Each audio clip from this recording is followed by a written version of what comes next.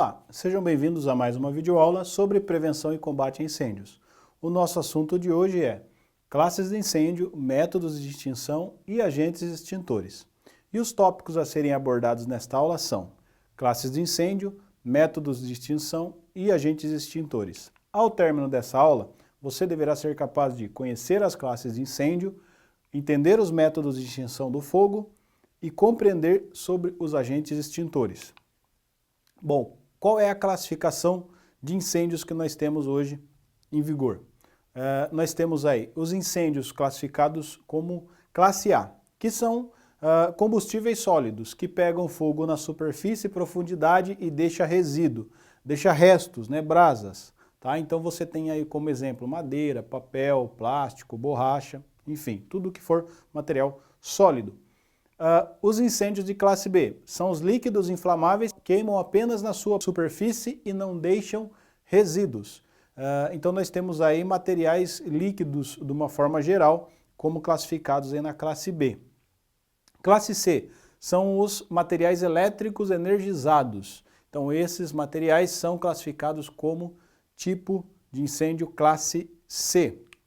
Aí nós temos a classe D, que são os materiais pirofóricos, que são caracterizados pela queima em alta temperatura e por reagir a agentes extintores comuns, como água e espuma, por exemplo. Se eu tenho material pirofórico lá e eu vou tentar apagar com água, a reação dele aumenta, né? Então, em vez de eu apagar aquele princípio de incêndio ali, eu vou aumentar, né, por essa reação desse material com a água.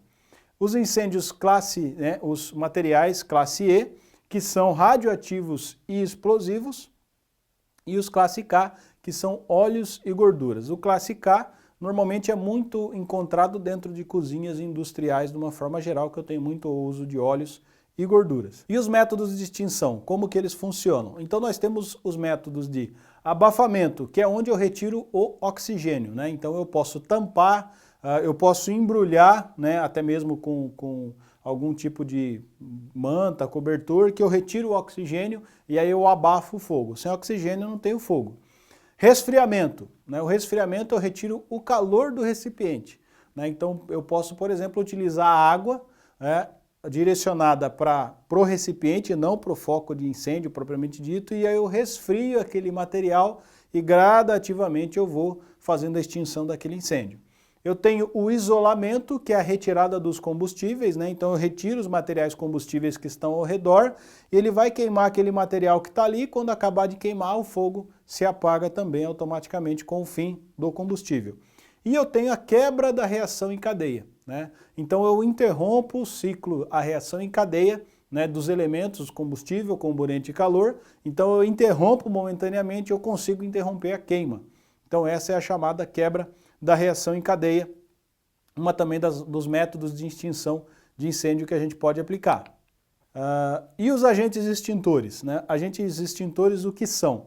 São substâncias desenvolvidas e testadas em laboratório, capazes de agirem eficazmente no combate ao fogo. Bom, então agentes extintores é todo e qualquer material que eu possa usar para extinguir ali o incêndio, podendo ser extintores portáteis ou não, né? Dependendo da situação eu posso aplicar. O extintor portátil, ele é para o princípio de incêndio, aquele fogo logo no começo, né?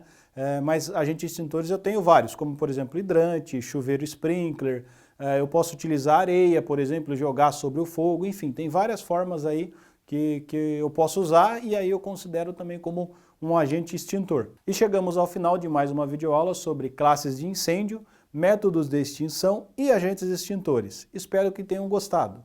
Visite nossas redes sociais e até a próxima.